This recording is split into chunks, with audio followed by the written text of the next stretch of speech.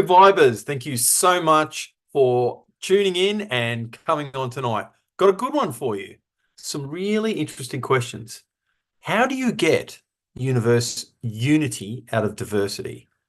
How can things, both material and conceptual, become one? Is holistic just a buzzword? And can the concept be applied in the real world? Deep ideas, it seems, but there are actually answers. We often hear about the idea of holistic medicine, and my guest tonight is Amanda Wright. She's a holistic medicine practitioner and expert. But the best part, in my opinion, of this conversation was the discussion of what is holistic, what is one, what is whole? Does the whole exist apart from the properties of fractal parts? Like, what does this mean? How can you unite things that seem to be different into one thing? Now, being a medical person, we discussed it around and through holistic medicine, but not specifically. We do dive into a fair bit of philosophy going in here. So, like, if you're geeky, if you're interested in philosophy, in ideas, in uniting or in medicine, you're going to really enjoy this conversation. Again, being a medical person, because we discussed this around medicine and this idea of holistic medicine, my guest argues that the world we inhabit is more than just material, that humans have a psychological, familial, ethical, and arguably spiritual dimensions to them. And she believes that treating only the material physical is probably not enough to get healing. So there is that real medical side of things as well. She argues that the diseases we suffer from may be symptomatic of something deeper and wrong at a different level. Now, this was a conversation that might sound a bit unusual to some people, but it got very deep and very meaningful very quickly. So, if you're interested in how to separate things, how to combine things, and how things coalesce into a single being, entity, or material thing, you're going to love this chat. Amanda schooled me on a couple of issues, so you're going to see a little bit of intellectual push and shove, but I assure you it was all positive. But hey, enough from me. Let's hear from Amanda.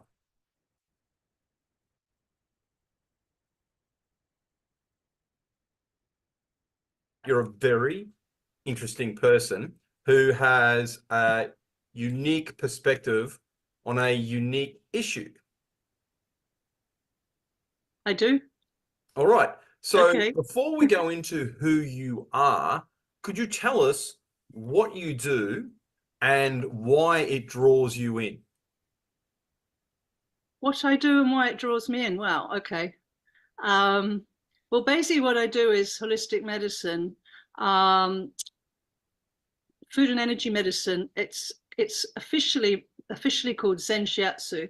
But if you say Zen Shiatsu to someone, they think very Shiatsu, quickly. and then So they just think if you're acupressure interested in how to massage, separate things, which Shiatsu is acupressure massage. But Zen Shiatsu is a whole of it's like a one-stop shop. It's a training that that enables us to be able to diagnose. So it's based in diagnostics.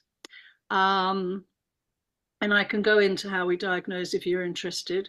But it allows us to diagnose, and then it allows us to treat people with food, with energy, you know, different things that they can do in their lives to facilitate changing their with breathing, with movement, and you know, with the working in the emotional body. So basically, when we work on the body, we are working into various different levels of the being. You know, so we're not just our mind, we're not just our body. I mean, I think most people are familiar with mind, body, soul work, or psychoneuroimmunology, as they like to call it. But we've got an emotional body, we've got an electromagnetic body, we've got a psyche body, we've got a spiritual body, we've got a functional body, we've got lots of different bodies that all interact with each other. And so I work on all of that and help people to bring that back into harmony, so that the body's innate healing wisdom and its genius can do its job, which is keeping us well. So that's what I do. well, that sounds very interesting. So what I'm hearing is, and I'm going to reflect this back to you, and please correct me if I'm wrong, obviously. So what I'm hearing is you're kind of like a multi-level healer, because there are many different aspects of a human being. So besides the material human being, there's a psychological human being, there's a spiritual human thing, and all these other aspects and manifestations that you've discussed. And what you try and do is treat all of them at the same time. Yeah, I don't Correct? try and do that. That is what we do. Right. You know, Okay. we have a saying in healing, if you keep trying, it's a massive effort. Trying, trying, trying, it becomes very trying. You heard that expression? So we don't want people to have, you know, their lives become more trying. And one of the things that I'm passionate about is to help people not do all the trial and error. There's so much on the internet now, and a lot of people that try this, try that, and they come to me eventually and say, I've tried everything and nothing works, but they haven't actually done what they need to do. So people, please, if you try, you're not probably not going to succeed. You actually need to make a decision, and then you need to do it, and you need to be consistent with it. Okay, so what I'm hearing there is there is an aspect of determination. So there's a real harnessing, I suppose would be the right word, of human free will and the desire to be in a different state than one is now. Is that correct? 100%, very well put. Absolutely. Yeah, beautifully put. Because if you don't have a why to be well, then you're going to maintain your why to stay unwell. That So, you know, okay. Do you look? Can I ask? It's not a tangential question. A lot of people go to doctors and other forms of healing, uh, because they like the idea of being well, but there's something in them that doesn't actually want to be well, if that makes sense. Do you yeah, find that? 100%. Do you find that? How do you diagnose that, and how do you treat it? Wow, that's a massive subject. We probably need a few hours on that on its own, because, you know, when 25 you bring words or less, psychology, right? 25 words or less. I mean, I'm kidding. I'm kidding. No, but just like, when you bring, you know, when you bring psychology into the healing equation, you know, a lot of people think that you got to see a psychologist for that or a psychologist for that, but sorry, a psychologist or a psychiatrist. But when we work with the energy in the body, so the body stores, it stores all sorts of memories. You know, it has archives for all sorts of different things, and it uploads things it wants, and it doesn't upload things it doesn't want. And sometimes at certain stages in our life, we upload incorrect information. So let's call it trauma. So, you know, we have a traumatic experience. We don't have the tools to deal with it, either because we're too young or whatever. We just don't have them. We haven't learned those coping mechanisms or those emotional tools to deal with it. And so we sometimes, or quite often, we will bury those feelings into the subconscious memory, and so they get imprinted onto our cellular memory, and then they can stay there for decades, and they're not in our conscious mind. So some people have a story that they know, this happened to me, and therefore I can't do this because of this, of what happened to me, right? And then other people, they're very successful and they're getting on with their lives, but there's always something that's not quite right, or they're often sick or whatever. And that can often be because there's a suppressed traumatic cellular coding, if you like, that is impacting their ability to be able to have going freely, and to be able to realize what they want to do, who they want to be. And so when you say, how do I diagnose it? Well, the diagnostics that we use is holistic diagnosis. So we actually tune into all those aspects of a person. And then once we've done that diagnosis, we help the person to clear those stagnant memories, or that stagnant energy, or those erroneous, you know, that erroneous coding that's been laid down. So there's lots of different processes that we do for that, but no healing can happen. You know, when I came out, when I did, I thought that, you know, if you heal the function, tell people how to diet, whatever, you know, people will get well. And then I quickly saw that, you know, at the beginning, I used to think 98% of it's emotional. And then it wasn't too long that I realized it's 100% emotional. So if you don't work with the emotional being, it's very hard often for people to heal their functional being, even with the best will in the world. And so, you know, that everything interacts with everything else. So what I'm hearing So there is really, that there is a relationship, and again, I'm just trying to keep up by way of explanation. I'm sorry to jump in, but I yeah, want to make sorry, sure. yeah. No, no, not at all. Please don't apologize. I'm finding this fascinating, but I just want to make sure that I'm getting the conceptual frameworks right. And obviously, I want to keep up, and I want to make sure the listeners keep up. So what I'm hearing there is a relationship between the material body and the immaterial different parts of our body, and you focus more on the immaterial parts to ensure that the immaterial parts are all in line and they actually want what you think you want. Because the fundamental thing that I've picked up just from our short conversation, and to be candid for you, both you and the listeners, I knew nothing about what you kind of like. I was researching the wrong things. I knew nothing about, what you were doing and talking about prior to this interview. I'm finding this very interesting. Is that there really needs to be that link between the finite body, the infinite conceptualizations of who we really are, but to make sure that because I don't like to use the word multiple personalities because it has a certain psychological that comes with baggage, but there are many different kinds of we have conversations. This is the best way I articulate it when I'm actually discussing this with my Islamic friends. You have a conversation within yourself. You talk to different aspects of your personality. And that doesn't mean that you're mentally ill or you're schizophrenic in the case of a babbling lunatic running around. It just means there's different aspects of the human persona. And you want to line up all the infinite non-material aspects to ensure that they can impact on the material aspect of the human. Is that correct? No, Okay. no, not Can really. you You know, articulate it then?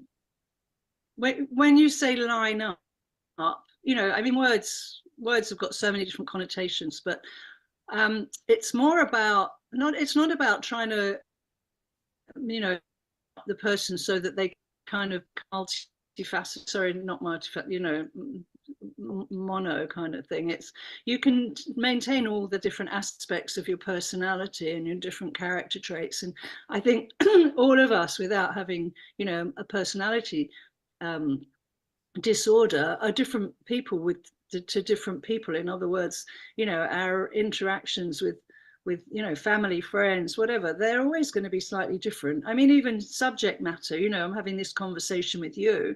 There's probably a million people out there will never ever be interested in having this kind of conversation. Do you know what I mean? Yeah. So, which doesn't mean that you can't then go off and have your, you know, conversation about the footy or whatever, you know. So we're always going to have different aspects. Well, hopefully, I mean, people who are pretty boring people usually. But anyway, no, it's more about knowing what your why is. So there's different aspects. There's definitely an aspect to having sort of a sense of your quintessential essence, like, who am I? Like, you know, that's a age-old question, isn't it? Who am I? And so there's definitely a connection with certain illnesses where people don't have a sense of their being. You know, who am I? Like, they don't have a sense of their being. So there's definitely, that's an aspect of it. But I'm talking more about having a why. So when you're talking about people being sick, and we started this by you saying that sometimes, you know, do I come across people who are sick and say they want to get well, but then don't do what they need to do to get well, which is very, very common. They don't actually want it. Yeah. They're Yeah. not serious because, I would see that all the time, and the way I would rationalize that, because just to explain the context of that, I'm a former police officer, so I'd go to a lot of crisis situations, and the situations I went to were, well, they were crisis. So, if the cops are there, it's bad. Like, you're not talking to your GP, you're not talking to your friends, you're probably on a ledge, or there's a rope around your neck, or, you've got something against your wrist and you're saying, that's it, I'm doing it, I'm out of here. So, I mean, it's the same paradigm though. Like I would never be dismissive and saying you don't really know. It's like no, like people who are dealing with this at an early level, they get it too.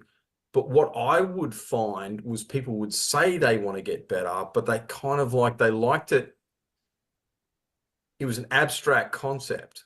So it's the abstraction of getting better, but the practicality um, wasn't I something they were think willing it's a to few do. things. Yeah, I think it's a few things.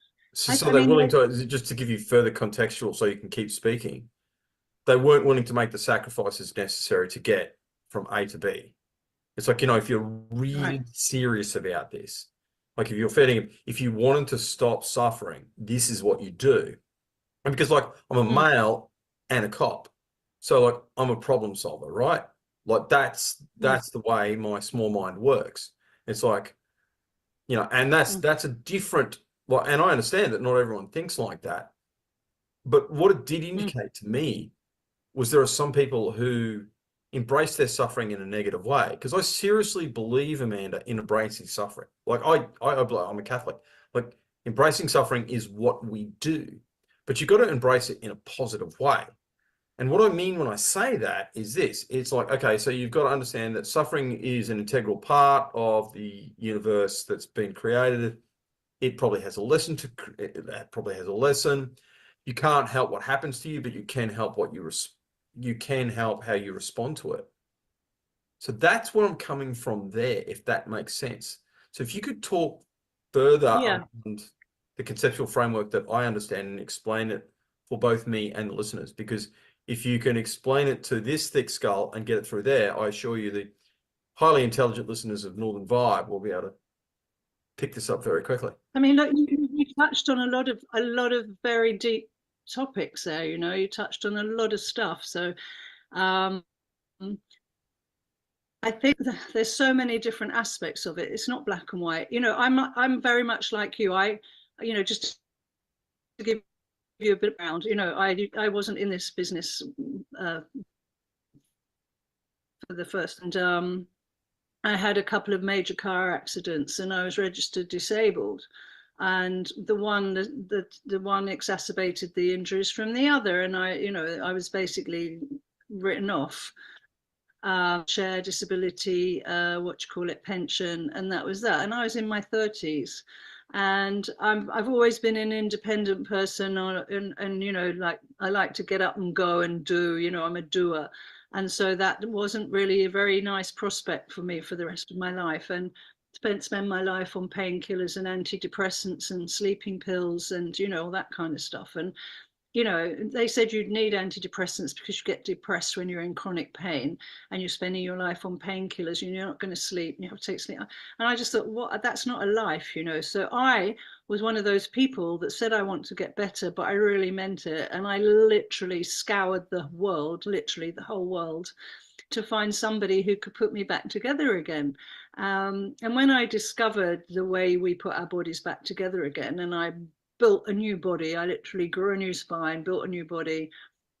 And, thank God I've been good, since. And I went to study it because it was so fascinating, because everybody told me that it couldn't be. And when I actually discovered, well, it could be done, not only it could be done, but I did it. I wanted to understand more. So I followed the instructions I was given, and they worked. But then I wanted to understand why. What happened here? How did this Yeah. work? What's the So I only process? went to study because I'm a curious person. I never intended being a practitioner. It happened to me by default because I went to study. The more I studied, the more engrossed I got, the more engaged I got, the more, fascinated I got. And the more people would come to me with their problems, and I was helping people.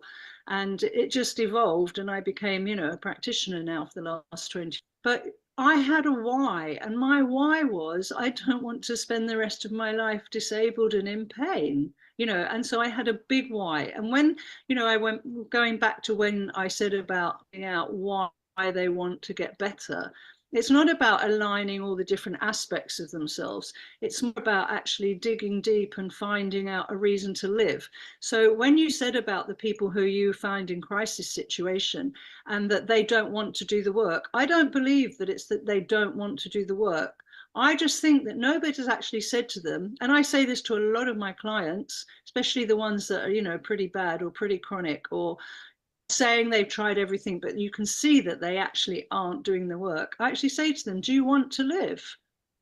And then, of Mm. course, I want to live. And I'm like, no, but do you really want to live? And if they say, yeah, of course I want to live, I say, why?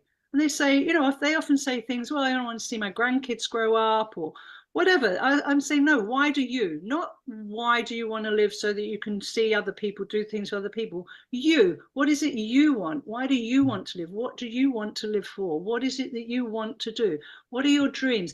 So you have to find out why people want to be alive in the first place, because the only way that people can choose to get out of their suffering is, there's several things, and it depends what is causing their suffering, but there has to be something bigger than them. In other words, there has to be a reason that's bigger, let's say bigger in the way of something that's going to be a better way of living, or something better to live for, than the state that they're living in at the moment. A lot of people stay in the state that they're living in at the moment, even if they're not well. It's because it's known, it's familiar, it's Yeah. comfortable. Often it brings them attention that they need, crave.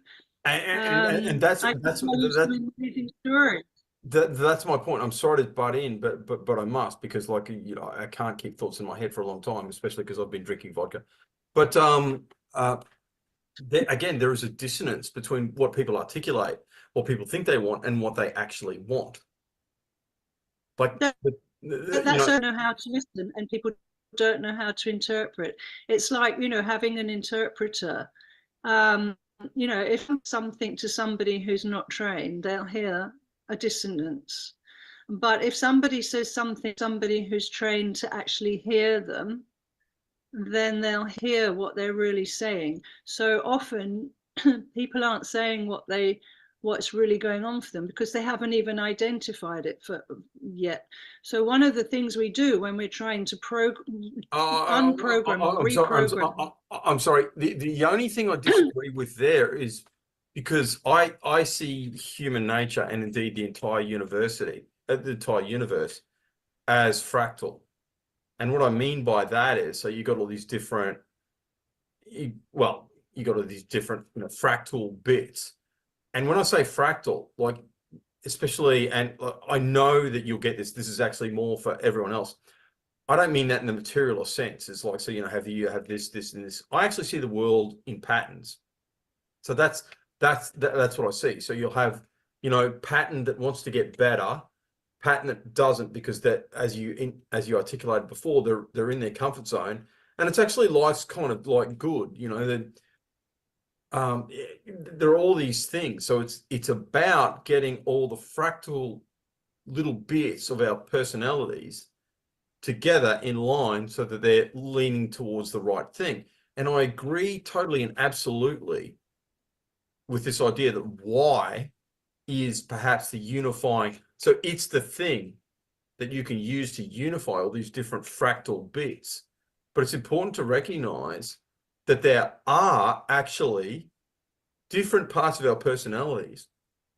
And this goes. Yes, but so which bit are you disagreeing with? I'm not kind of following you. Okay, so like, let's put this in society, because society is a body in so much as a human being is a body. All right. Now, it's really easy to identify a human body, because it's like, you have Matthew Maloney, he's got arms and he's blah, blah, blah. But if you say Cairns, okay, which is a city that I live in, like, Cairns is an entity. It actually has a body. So, like, I mean, if you don't walk your dog properly, the entity of Cairns will send, and that would be like because you understand immunology, you were talking about that before, that would be like a helper T cell or a killer T cell coming out through your bloodstream to, like, identify something that's a pathogen within the body. So we can talk about these kind of like different things, but there is a dissonance within the body of Cairns. So there are some things that are not sure as to what the why is, or to what the best thing is. Which is to say, we're all saying, look, it's like, okay, I want good. So you want good, I want good, we all want good.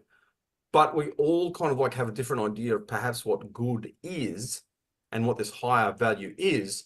So straight away, there is a dissonance between these fractal parts of your personality, or the city's personality, because you might have, again, because the reason I use city is because we use politics. So you're going to have left-wing people, you have right-wing people, you're going to have somewhere in the middle, you're going to have like, and you're going to have people who are outside their left-wing, right-wing paradigm because it's like really old. You kind of like, you're going to have all these kind of things.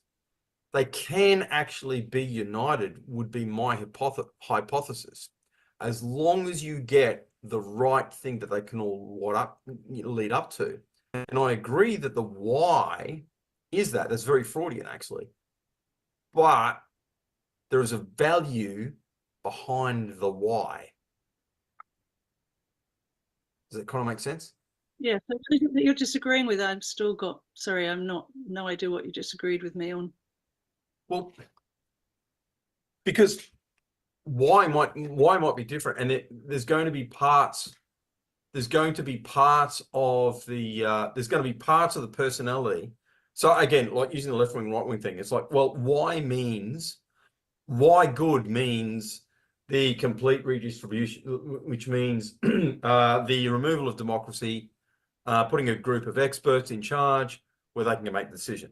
So the other kind of like side might go, well, actually what it means is, mutual self-interest. We've got to work towards this same kind of thing.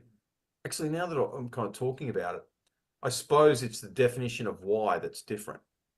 So there's still a why. Yeah, I mean, you're talking about politics, and I'm talking about human beings. They're one and the same. See, they're a fractal. When we're talking about, they're fractal when we're talking about human, sorry. When we're talking about human beings, and we're talking about human beings, why? It's not based on, we're not talking about different ideas, conflicting ideas, or living in a dichotomy, or reconciling different, I believe this, but I also believe this, and whole. Yes, we are, because some people don't want to get better. Because some people enjoy their suffering. Some people are in a really good place when they're suffering. They like it. But we were talking about why people might be there, and what people need to help themselves get out of there. So what you asked me was how I see that, and how we treat it, and what we do with it. So that's what I'm trying to tell you.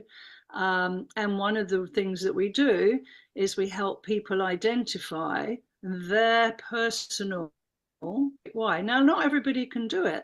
A lot of people have never even been asked. Another question I ask people is, what makes your heart sing? And a lot of people will say, I've never been asked that. And some people will say, oh, go for a walk, or play with the dog, or something like that. But it's not enough. That is not enough to give people the willpower. When you talked about, the willpower is a battery that runs out, and people will never be able to stay consistent with changing, make lifestyle changes in order to get better if they're relying totally on willpower.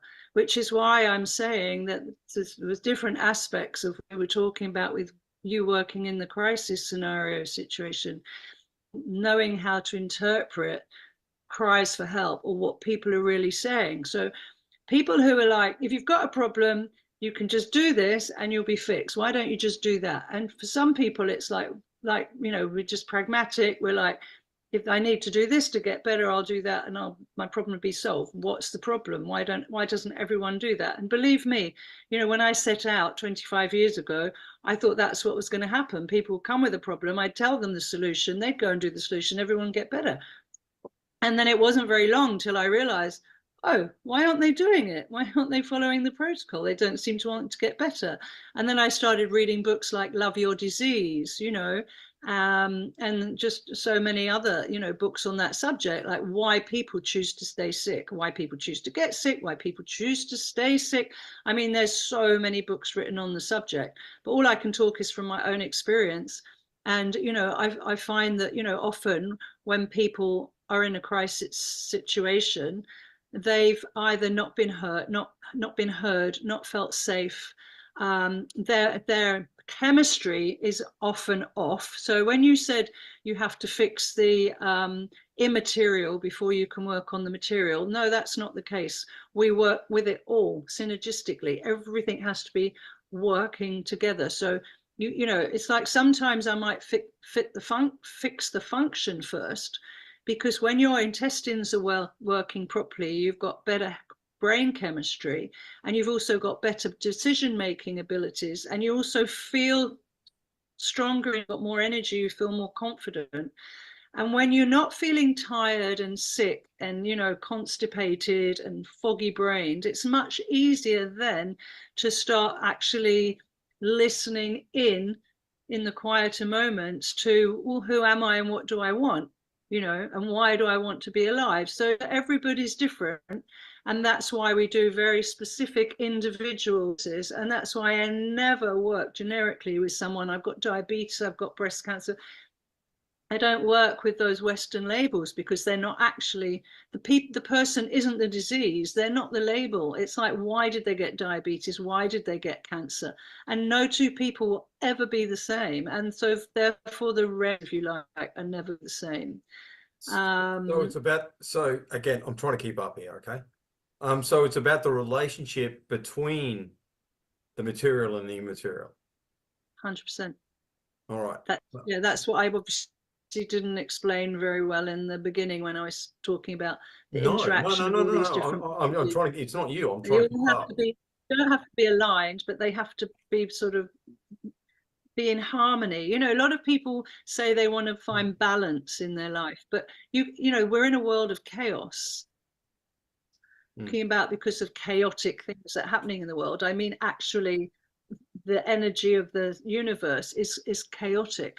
And so to have an idea that we're just going to find balance and that's it, that's sort of a delusion, because we're always going to be in flux. The idea isn't that you find balance and then it's that's it, you know, static state of, you know, balance.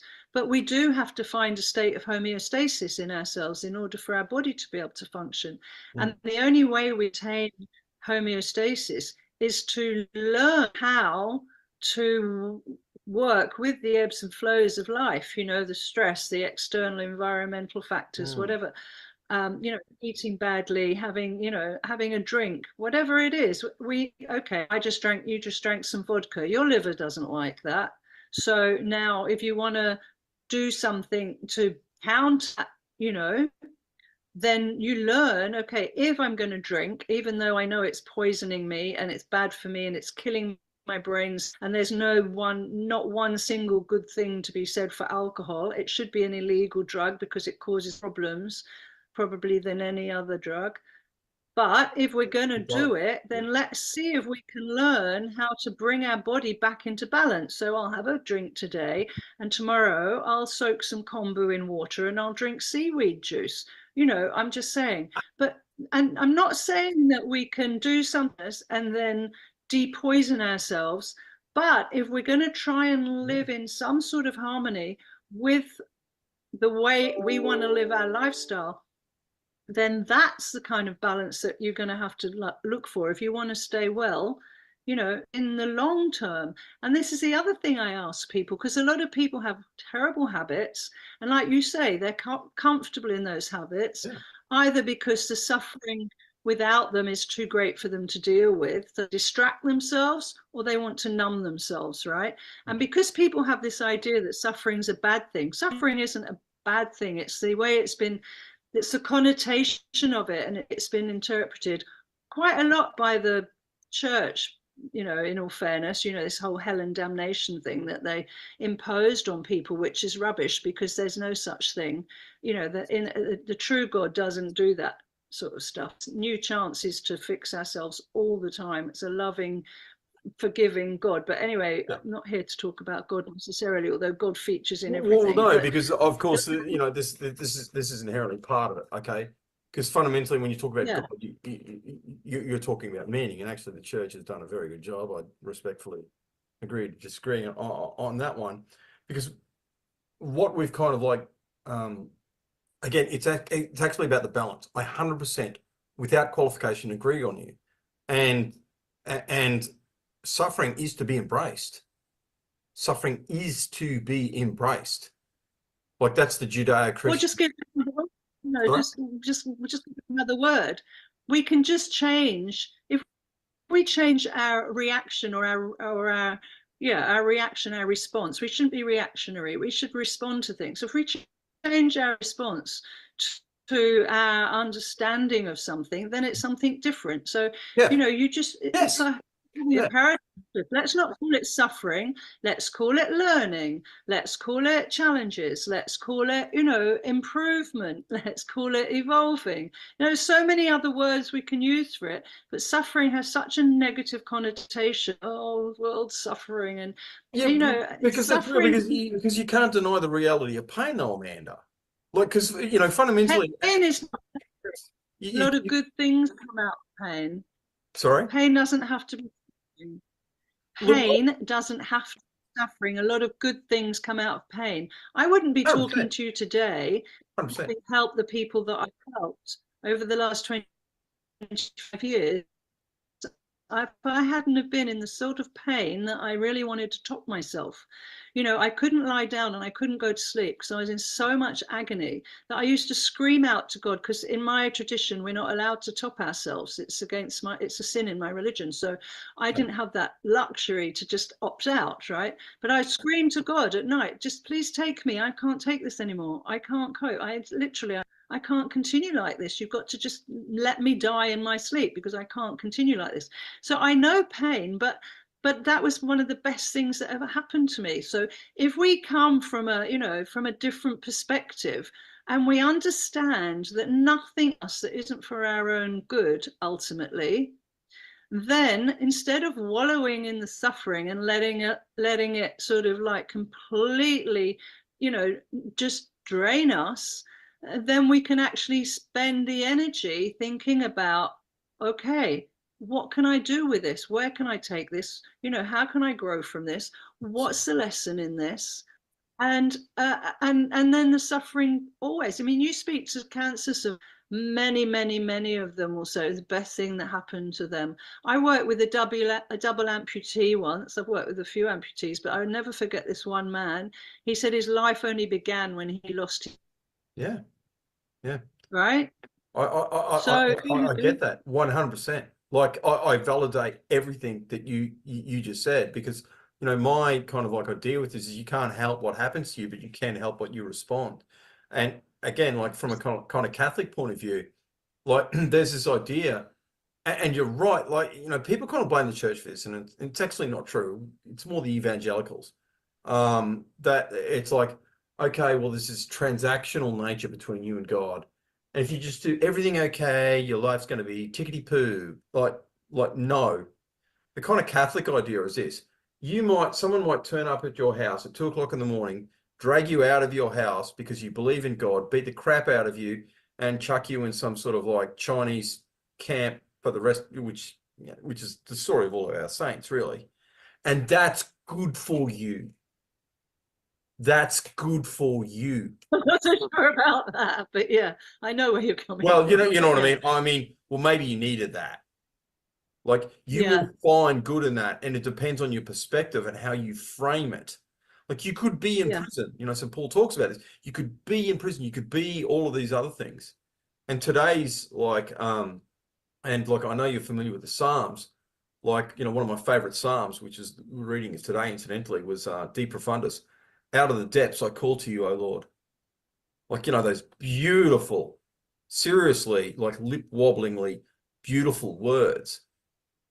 But the beautiful thing about the psalmist is he doesn't say, why is there depths? And it's indicative of like in a bad world that there are depths of pain and suffering. It's like, I call to you from there. So, I mean, this is the function and nature of, and I do want to continue to use the word suffering. I agree with everything you just said, incidentally.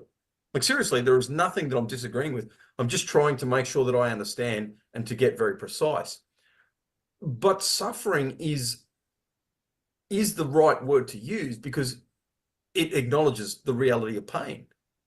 It acknowledges the reality of pain. Like pain's real. Like, someone comes and chops you up or goes through things. That's real, you know? That's just one interpretation. I mean, I just recently broke some bones and the pain was excruciating, right? Absolutely. And I was in the hospital and they kept telling me I was refusing treatment. And I said, you haven't offered me any treatment. And they said, well, we've offered you painkillers. I said, that's not treatment. I said, the pain is here to let me know what I can and cannot do. It's my friend right now. If I take a painkiller and numb the pain, I may damage myself more because I'm not, in tune with what's actually happening in my body. Totally. And they couldn't, I said, I need my health in order for my body to heal. And if you give me a painkiller, it's going to mess up my health. So I knew that I didn't want to have any gut problems. I didn't want to feel sick. I didn't want to have headaches. I didn't want to have any side effects from the pain medication because there's never a pain medication that's going to be good for you. So it's not a treatment. It's a very bad band-aid because it gives you more problems to have to resolve.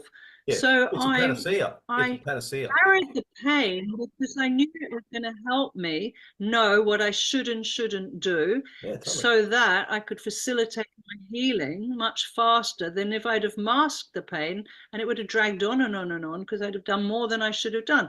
So I don't think pain and suffering are mutually, I don't think that you can call all pain suffering. I don't agree with that. It's like the pain of childbirth. It's not, those women having children aren't suffering. They're bringing a life into the world, and they know that in order to get the baby out, the body's going to be challenged. But challenged because that's the way God designed it. Why is a whole nother subject, but I'm not going to go into that now. But the fact is, there's stories, there's Why anecdotal not? evidence. Why not? Why not go into it now? If not now, when? Because I want to finish this idea, if I may. Okay. There's anecdotal evidence of people who saw that they weren't very well educated, and nobody told them that childbirth was painful. And they literally popped out these babies with no screaming and carrying on.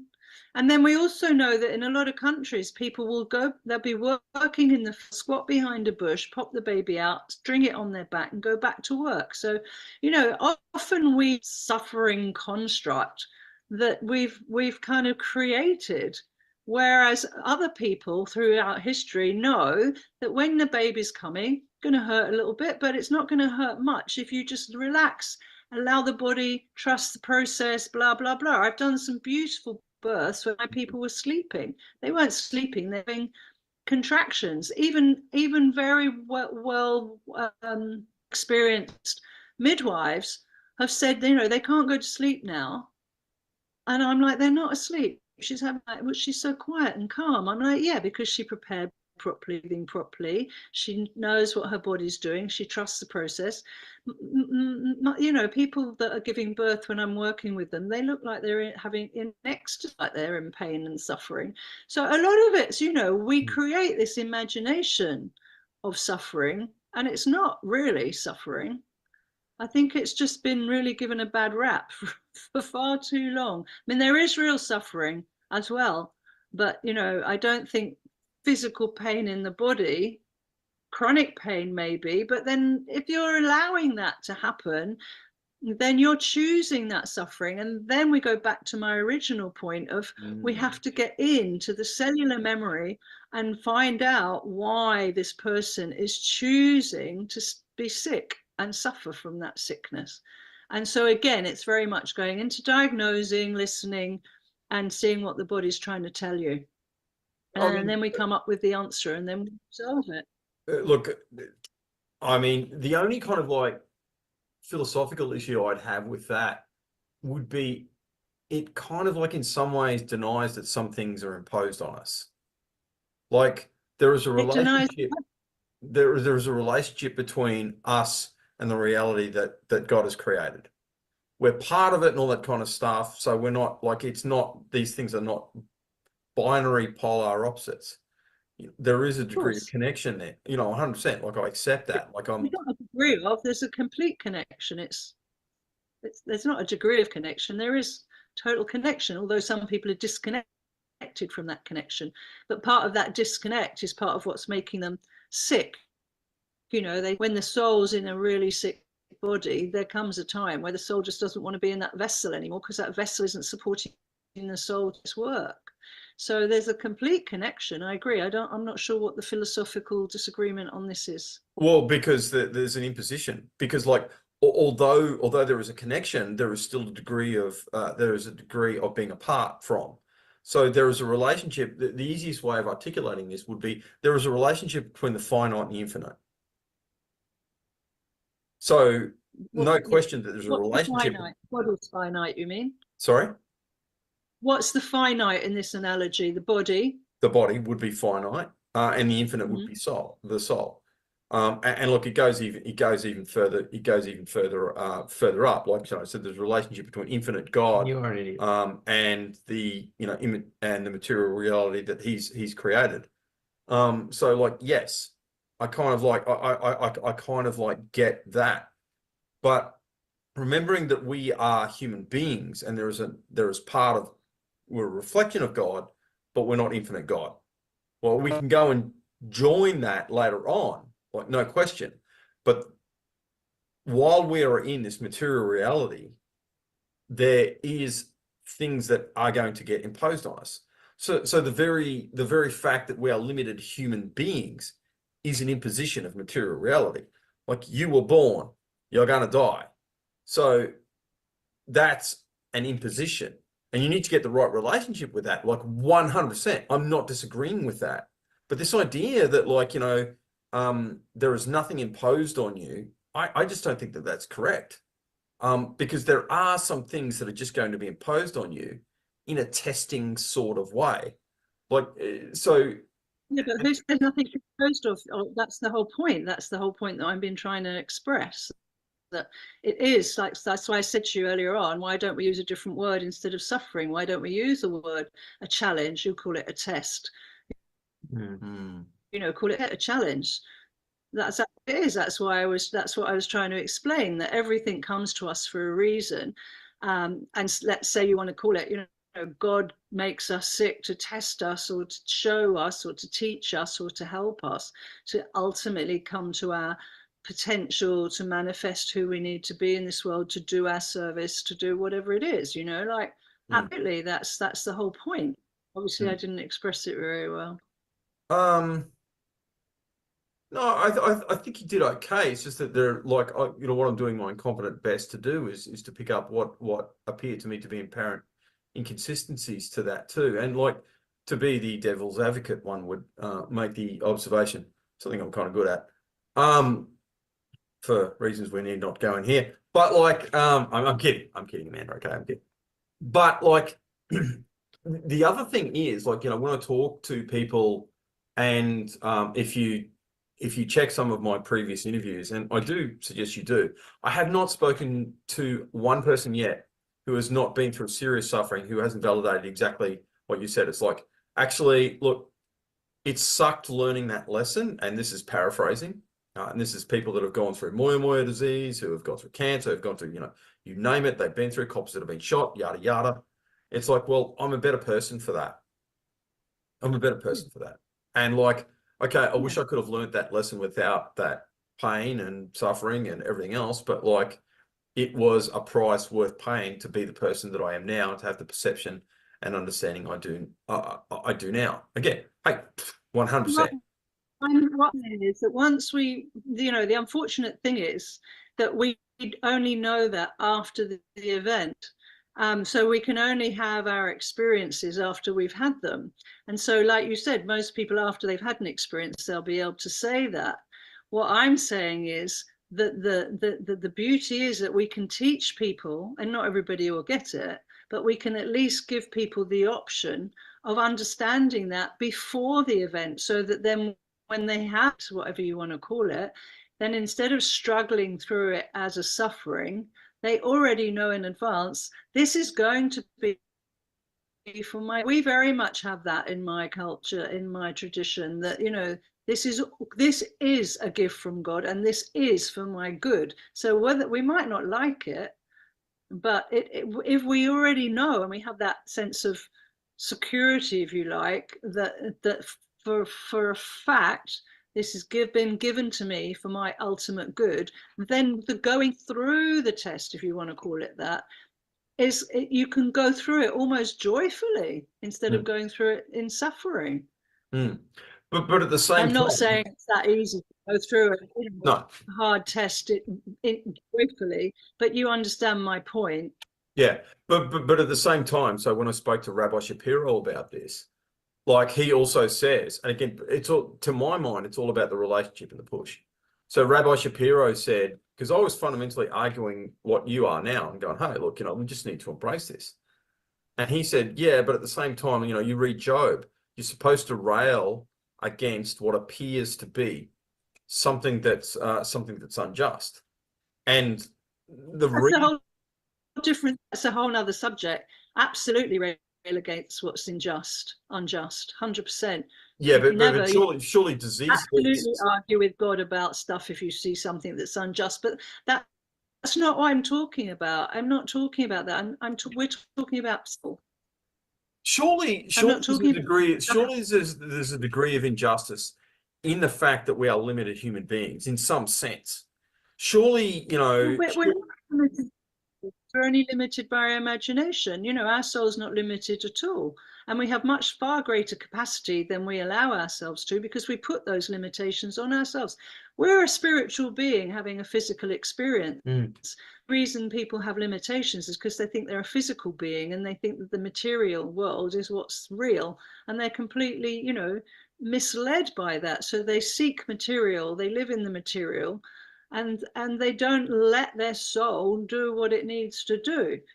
So limitation, we're not limited, we put limits on ourselves. Okay, well, I mean, I don't But know how to when you feel about it talk because about whether it's right or not for us to get sick, I mean, there is no just, the thing is, we think that we got sick, I've been so unlucky, I got cancer, cold, or whatever. But what people are in denial about, and which is the biggest problem, one of the biggest problems around healing, is that people don't want to take responsibility for the fact that it's the illness. It wasn't an unjust thing, an unjust suffering from God. It's something that there's some exceptions, obviously, always, but most people's illnesses are lifestyle induced.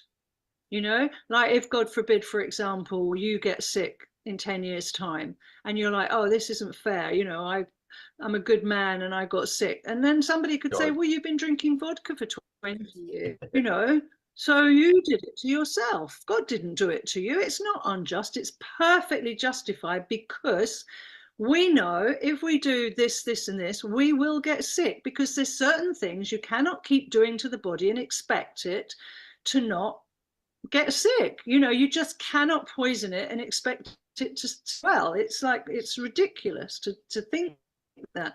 Yeah, but if you're you've being one of got, the advocates for God coming up to Job and going, your suffering is perfectly justifiable. No, okay, look, because and you've actually hit on my favorite book of the Old Testament. I absolutely love Job because it's got all this like really I strange. didn't mention Job. No, but like fundamentally, I know you didn't, but like you're familiar with the book of Job, yeah? Well, yes, Yeah, but okay. I'm not agreeing with you that our personal health situation can be unjust, and I don't, and I'm riling against unjust is a very different things that we perceive to be unjust, and also that's still our perception, because in the I bigger think she's right. world, which is more than one world, and we don't know all the incarnations of different experiences. So Mm, what may look unjust to us may actually be a lesser punishment, not punishment, but a lesser lesson, a lesser harsh lesson than the one that person actually really deserves, because mm, God's being. So we don't have that power to really discern what's just and not just, yeah. because we're not God.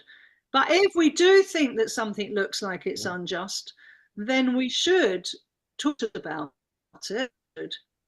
Mm, mm. But again, we might see somebody in this incarnation that looks like they're having a bum life, you know, a bad run, for example, but actually they may have done some terrible stuff in a previous life, and now they're being allowed to do their sort of healing, if you like, in a more gentle way than what maybe good. Who knows? We don't. We really don't. There's so much that we don't understand. But see, that's kind of karmic. It, And I thought you'll, because like right along, I was nodding along thinking this is a rejection of Buddhism. Because, you know, fundamentally, sorry, what? I was nodding along so much thinking, well, you know, this is a rejection of the fundamental Buddhist idea that it's all about the avoidance of suffering, where first you got to get your definition of suffering right. Avoidance of suffering. I'm Sorry? not talking about avoidance.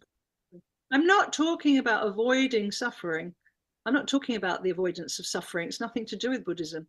I'm talking about not Yeah. seeing it as suffering, not avoiding Yeah. it. Go like through. a second ago, you were talking about like this karmic idea that, you know, perhaps something happened, you know, to you in a previous life and you've got to work through it. But that's still fundamentally a karmic idea. But that's working Work on the idea of karma. through it, not And there needs avoid to be, it. and there's need to be some sort of like balance between, you know, you have to deal with some issues that you've had in a previous life. Again, that's karmic. That's Buddhist. No, that's not what I'm saying that. I'm saying about how we judge what's right and what's wrong, or what's just or unjust. I don't think that we can always know that, because we can't see the bigger picture, what we think we're seeing. For example, we might look at certain people in the world and look at how they live. And we then impose our Western idea of what's a good lifestyle on them and think that they're living in a really unjust situation. But actually, they're very happy in the way they live and they don't want to live like us. So, you know, for example, you can go to a village in Africa where they live in mud huts and they're super happy, and they don't have, you know, running water or electricity or whatever, but they're much, much happier and much, much more connected. And then you can go to a $5 million house somewhere with the sickest, most miserable in it. So, you know, but we will judge based on what we think is, you know, the way we maybe would want to live, and we wouldn't want to live like that. And that's fair enough. But for us to impose our values on a different culture or a different kind of, you know, way of living, that's where it gets all a bit, you know, all goes a bit funky and a bit wrong, I think. Well, for me, it's a yes, but. And it comes back to the kind of like point that perhaps I haven't been articulating all that well. And that is, some people are happy in their suffering. They like it. Some people want to punish themselves. Some people are Agree. really happy in the position in it. When I say really happy, of course, I don't mean like woohoo. I mean, it's like they kind of see a degree of justness, not justice, justness in the degree of suffering that they're in. They think that they deserve to be punished, or what they're doing is reflecting an idea. Thinking that they deserve to be punished Yeah, and being happy in suffering things. There are people that think they deserve it, no, they're the and that's same one thing thing. And because you're getting what you want. It's the same thing, Amanda. So, like, I mean, if you genuinely think that you deserve to suffer, and you keep on putting yourself in this kind of like loop, you're kind of happy in the place that you are, and you don't want to break out of it. no, How no, so? I don't think they're happy at all. I Well, don't I think they're mean, happy. That's how so. Happy. I think they may think that they deserve it, but I don't think that they're happy there. hmm. Not in my experience anyway. And a lot of those people that think they deserve it, once we actually work through their energy bodies and their emotional bodies and everything, and they come to learn that actually they don't deserve to have to be struggling, Yeah. then we're able to set them free and get them healthy, and then they can become happy. There's other people that appear to be happy, but they're often addicted. They're You know, they're slaves. often addicted Understand. because they want to numb themselves or distract themselves.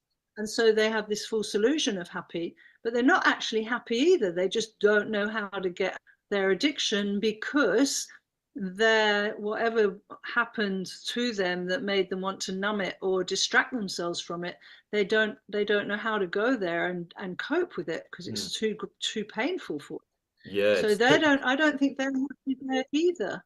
I suppose it depends on, and then it comes back to the idea of what happiness is.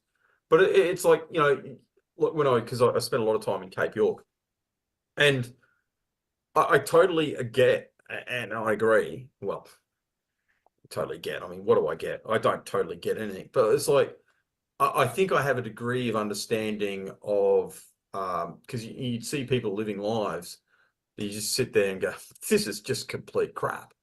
Like, why do you want to live like that? And again, there is this burning desire to impose Western values of material happiness. And that's disassociated incidentally from the spiritual, because like with the West right now is materialist. Like we're all Kantians at best. So I kind of get that. But when you sit down there and talk to people and have genuine conversations with people, it's like you'd find out that people are actually in a pretty good place because, like, whatever it is, so by their standards, and by the understanding of what's right and what's wrong. Because again, we come down to a deeper issue of like, okay, so what's good, what's right, what's wrong, is there some sort of like internal God that you can look at and say, well, the only thing I need to measure myself is against the like little bit of internal God inside me, or is there some sort of external measure of all things that is good?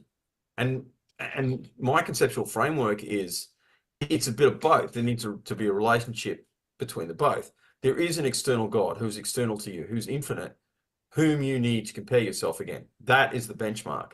There is a splinter of that, a fractal, a fraction of that eternal God within you, and you need to align that. And that's the most this appeal to authenticity that I'm hearing. That's the most authentic you, like totally 100%. So there needs to be an alignment between this fractal little bit of God, the most authentic you, and the infinite God who created you. And so, like, in some ways, there are the hurdles of the body, but the body isn't a bad thing in and of itself. And I think on that, you and I are in agreements. And this idea that, some of the things that happen to you that are terrible, that appear to be suffering, and that I'm going to say are suffering because of the degree of pain they have to you, aren't bad things in the long run because they're helping you climb the ladder towards the most authentic you, which is the infinite. And of course, you're only going to, actually reach that post-death.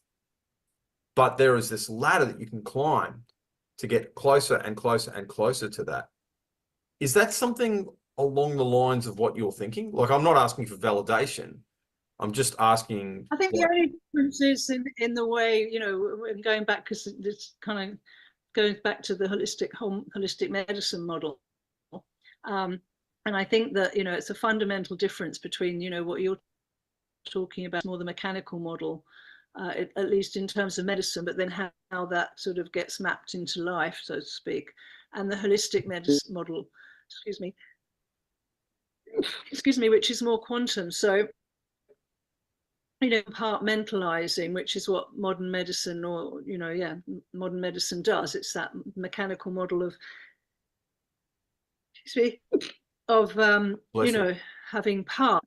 You keep talking about parts, and holistic, by virtue of the name, there's no parts, everything's whole and interconnected. So when you're working with the energy bodies, there is no separation. It's not like fractal parts. It's seamless. It's all just one big energy. So we're looking more at quantum medicine, but that's kind of, and that works with it.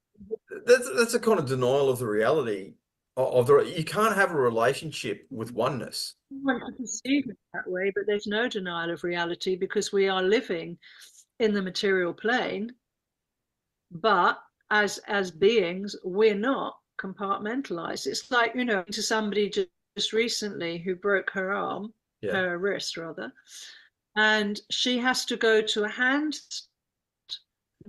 part and a physio for the shoulder part. And I said, but it's one arm. She said, yes, I know, but they don't treat the whole arm. And this is ludicrous. And not only that, But But that's an issue. But see, Amanda, I agree with all that. But that's an issue. That's an issue of relationship. Like to deny this idea that there is no, because like I am a separate human being to you, and you are a separate human being to me. And it's not that we can't have a relationship, and it's not that there is not a degree of, it's not that there's not a degree of similarity, more similarity than there's not. But to deny the very fact of the fractal relationship between you and I is a denial of the reality that God has created in the way that He's created it. So again, Well, like I'm not to saying me, that it's you are about not. the relationship. I'm not saying that you're not a separate human being. We're not talking. We weren't talking about two separate human beings. You've shifted the conversation. You were Yeah, talking about but again, like within, you were conceptually, like talking even about within the one. You were talking about within the one person, they have a fractal part of God, and then they have a bit of this and a bit of that. You were talking about within the one person, and I was saying no. Within one person, we're a holistic being, and it's all intimate. It's all in. It's all one energy. When you're talking about two people, then you have two separate people. Even within the two separate people, our physical bodies are two separate things, but energetically, we're all one. And if you were, when if you were, what do you call it, when you die and you're burnt, if you were cremated and you and a few other people were cremated, at the end of it, there'd be a pile of ash and it would all be the same. You wouldn't be able to discern who was who. So there would be absolutely no difference between those people anymore. So, when you're talking fractal and parts and material, that's that world. But when you're talking holistic, it doesn't work like that. Everything's interconnected and everything is one. And even yeah, you and I are one of God's big picture. well, yes, but like we've been, but I agree that there is an idea. So there is an idea of Amanda. There is a definition of Amanda, but Amanda and a definition of Matthew. Okay. And so, I don't want to get into the just labels we put onto that. It's like still, I am a separate human being to you. But in the same way that you and me are kind of like fractal and we can all like be united in the oneness of God, it's like, yes, 100%. But like in the same way, like you're a cell in God's body, my body is made up of different parts. So like I have a head, which is separate. And I'm not saying that you shouldn't treat, that there isn't, again, getting the relationship between the material and the immaterial right, getting the relationship between hand and arm right. Like to me, it's an issue of relationship. Like to say that all these things are one and the same, I think that that's where kind of like, One and the same. I sorry? didn't say an arm is the same as a leg. I think you're misunderstanding me. Yeah, I am. Sometimes it's very hard to have a concept of something that we don't have a concept of. In other words, it's very hard to have a concept of God, for example, as a construct because it's not a Yeah. construct. Yeah. I'm speaking a different language to you. So I'm trying to explain to you holistic medicine, but you don't have a con. So you're hearing my words, but you're not. I'm not able to. I'm not able to that you can actually understand the concept that I'm talking about. So I'm not saying that the arm isn't a different part to the leg and the head isn't a different part to the shoulders. I'm not saying that there's not different parts to us. What I'm saying is that they are all part of one whole, and energy is all one thing. And so in that sense, I'm saying that we don't have fractal parts. A heart and there's a kidney and there's a spleen, and they're all different parts and do different jobs, but they don't work each other. And so when you're talking about holistic medicine, then you treat being, and the whole being isn't parts, it's much bigger than that, like an electromagnetic field, for example, and it resonates at different frequencies. You can't see it, but it exists. Yeah, yeah, And if that frequency is off, in other words, it's not the frequency that we need to be vibrating to stay well, then we will get sick. But it's not a part, it's not tangible, it's not material. You can't see it. You can measure it if you've got the right equipment. But so yeah, it's a little bit of a deeper subject than I can explain. Well, I mean, It's more experience. let's give it a go, because like I'm enjoying this and I'm feeling my small mind is being expanded. So, explain, because like my only issue with this kind of like holistic thing is, like you said, there's probably a degree of the fact that I don't really get it. But I think I do get it in so much as like the way I've defined this again, it's the sum of the parts, put together. Like you can still be totally holistic. Like a human being is a spiritual being in a material body. But I just it's a little bit too Gnostic for me to kind of like say, well, the spiritual being is more is completely better, is completely like and has this like greater claim. It's like no, it's about this relationship. She was right. It's about getting the relationship right. Because like in the Christian Gnostic, the Christian Gnostics, one of the things that they do is they end up kind of like hating the body. And you can kind of like see why. It's like, oh, well, I just want to escape this shell to get to the more authentic, real kind of like part. And it's like, well, I kind of get that. It's like, well, a part of me goes like, yes, but like we still need to look at the way creation is now and understand the fractal, and I'm going to keep using that word, the fractal nature of that. The fact that there is final. I'm sorry, I got it because we've and a half, and I need to go. I thought it was good. So yes, we pretty much wrapped it up there, and that she was right. She was so indulgent. I just didn't get it.